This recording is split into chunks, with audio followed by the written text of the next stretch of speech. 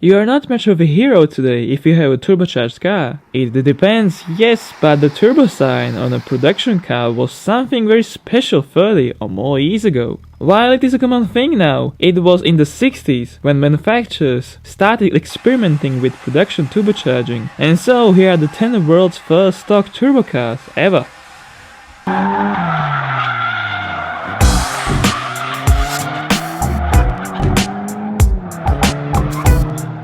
1982 Honda City Turbo. The City Turbo represented one of the very few K cars to feature a turbocharger. Basically, it was the first one with this setup, created by Hirotoshi Honda, son of Honda's founder and founder of Mugen.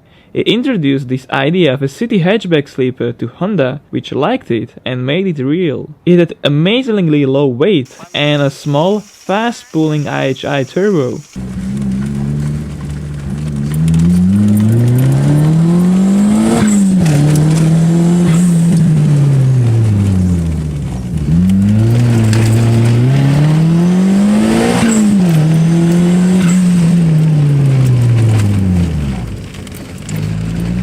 (1982) Ferrari 208 GTB Turbo. As an entry-model Ferrari, the 308 was capable of 240 to 255 horsepower. However, due to Italian tax laws, a 2-liter version was much more budget-friendly, introduced in 1980, 5 years after the model's launch. They added a turbo 2-liter as well to the lineup, as the first production turbo Ferrari. It featured a KKK turbo, Bosch fuel injection, and Marelli electric ignition.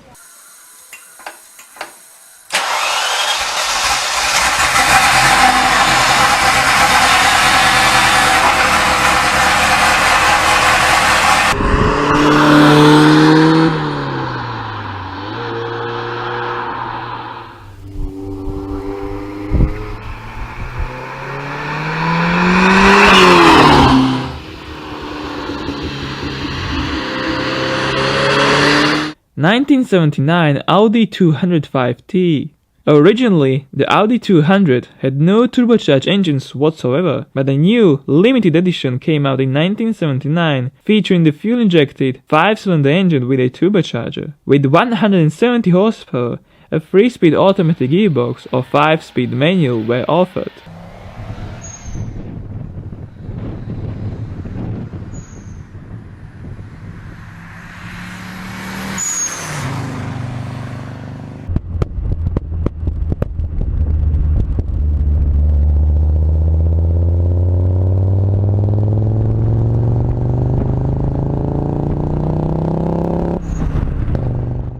(1978) Saab 99 Turbo.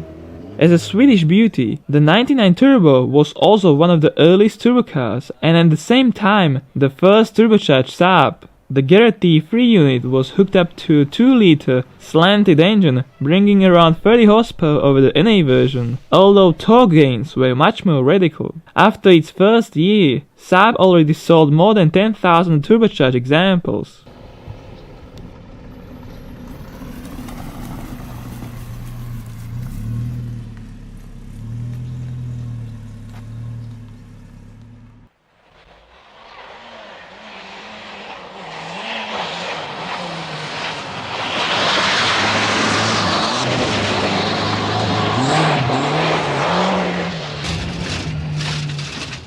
(1977) Buick Regal Turbo. The Buick Regal Turbo used the famous Buick 231 engine, also known as the Fireball. The thing is, it was an odd-firing engine, due to its 90-degree angle as a 6-cylinder. But right in 1977, when the Regal Turbo production was launched, it was evened out by split crankpins. Its power wasn't particularly amazing, but the Turbo V6 was also shared with the Lee Sabre model the same year.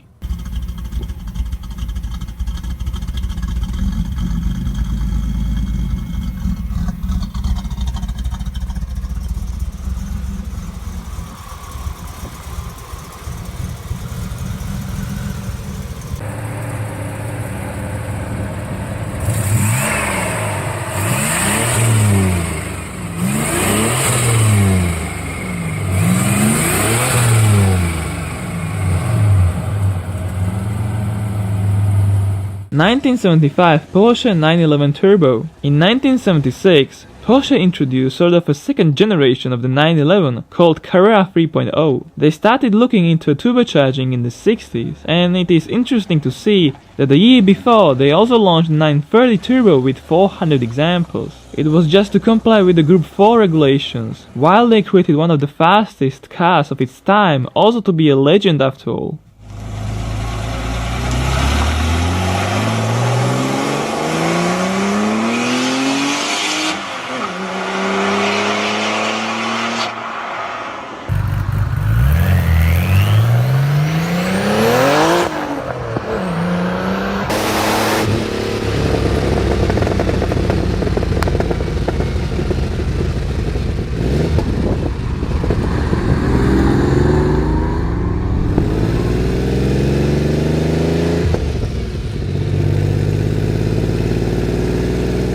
1973 BMW 2002 Turbo. A story says that the BMW director of product planning and design of the M10 engine both had the O2 models with 2-liter engines, which was not available before. They started working together and created a production 2002 model in a few versions. The 2002 Turbo was a part of that plan, as Europe's first turbocharged production car.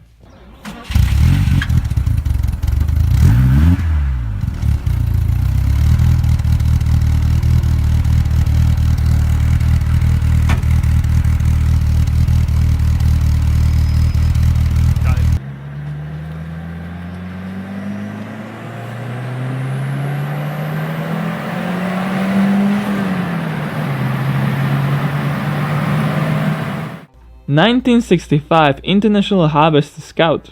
The International Harvester Scout is a car that many are hearing about for the first time. The IH company, in short, wanted to make a Jeep rival, besides which it was also a predecessor of today's SUVs, like we know them. Production was launched in 1961 with various engine layouts. One would not guess that they slapped the turbo on one of it, the Comache 152 cubic inches 2.5 liter inline 4-cylinder.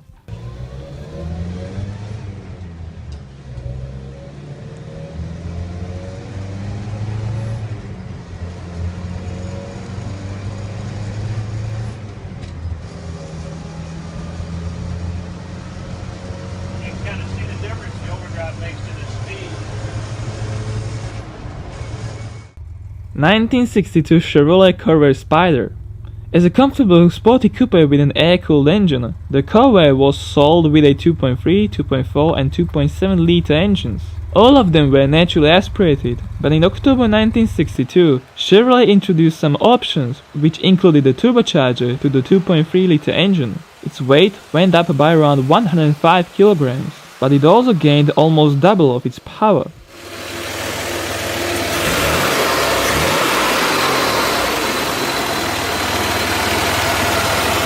Factory turbocharged.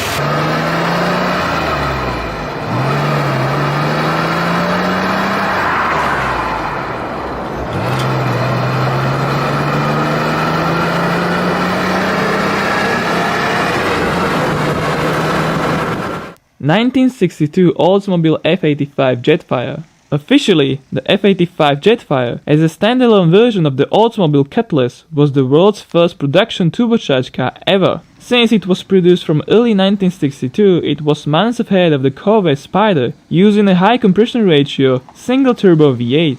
To prevent from engine knocking, it was necessary to use MW50, which stands for 50-50 mixture of methanol and distilled water.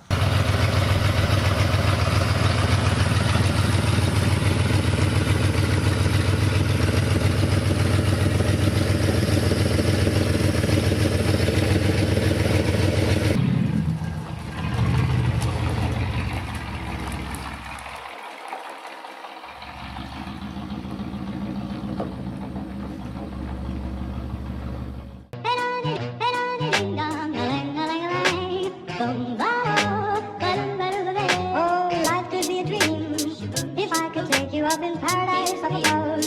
If you would tell me I'm the only one that you love, life could be a dream, sweetheart. Hello.